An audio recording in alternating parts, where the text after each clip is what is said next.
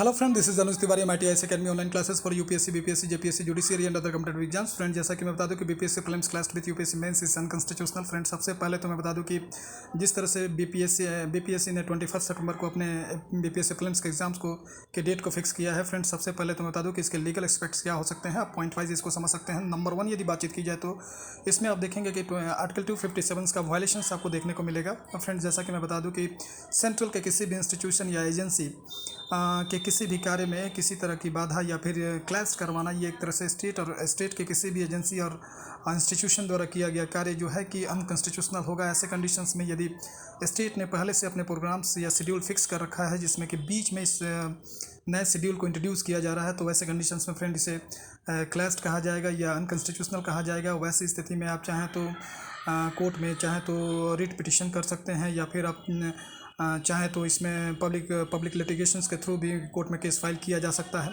साथ ही साथ दूसरी पॉइंट की बात की जाए तो इसमें आपको फ्रेंड्स मैं बता दूं कि फंडामेंटल राइट्स का भी यहाँ पे वायलेशन देखने को मिलता है, जिसमें कि आर्टिकल 16 में इक्वल अपॉर्चुनिटी ऑफ लॉ की बात कही गई है।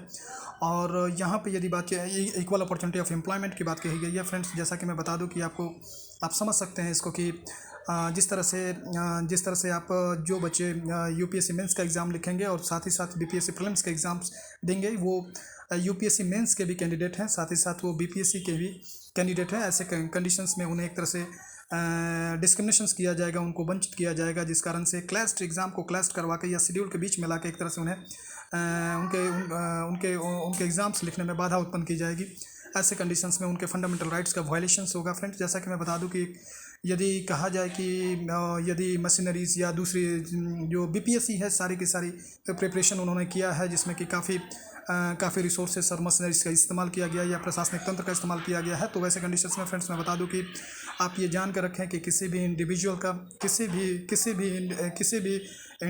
का या फंडामेंटल राइट्स का वायलेशन जो है नहीं किया जा सकता है।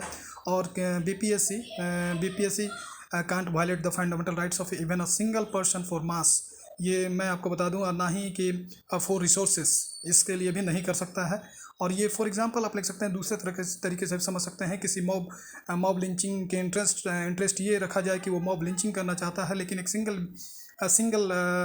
सिंगल इंडिविजुअल के राइट्स को यदि वायलेट करता है तो ये मॉब के अगेंस्ट में सिंगल का राइट्स जो है वो लीगली बाइंडेड होगा। जबकि दूसरे साइड में यदि आप समझने का प्रयास करें तो सेंट्रल और स्टेट के जो एग्ज़ाम्स है वो कोलैप्स नहीं कराए जा सकते हैं। इसके अदर एग्जाम्पल को भी ले सकते हैं। जैसे आप फॉर एग्जांपल में आप देख सकते हैं, जैसे स्टेट इंजीनियरिंग एंट्रेंस टेस्ट होता है, उसके साथ आईआईटी के एग्ज़ाम्स को क्रैश नहीं करवाया जाता है। ये जबकि ये परंपराएं नहीं बल्कि ये लीगली बाइंडेड है, ये अनकंस्टिट्यूशनल है। यदि वो एक साथ इस तरह के एग्ज़ाम्स कंडक्ट कराती हैं तो ये गलत होगा।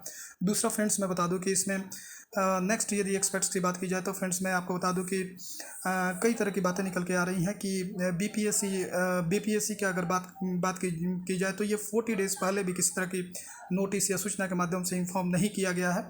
और फ्रेंड्स, दूसरी चीज़ यदि बीपीएससी ने बात की है कि इन्होंने प्रेस नोट के थ्रू भी इन्होंने बताया तो 21 डेज़ पहले आपको इन्फॉर्मेशन की गई है, जिसमें कि अगर बातचीत की जाए तो परंपराएं भी लीगली बाइंडेड होती हैं। फ्रेंड्स, इसमें भी आप बात की जा सकती है। फ्रेंड्स, यदि एज अ होल यदि आप बात करते हैं तो इसमें आप देखेंगे तो violation of central state recruitment rules, violation of equal opportunity of employment, fundamental rights, discrimination और पार्शलिटी, इन सारी चीज़ों को यहाँ पे आप देख सकते हैं। फ्रेंड्स, मेरा मानना है कि आप किसी तरह से ये क्लैश नहीं करवा सकते हैं लीगली, जो है इसको अगर बोला जाए तो कि it is unconstitutional. Thank you friends.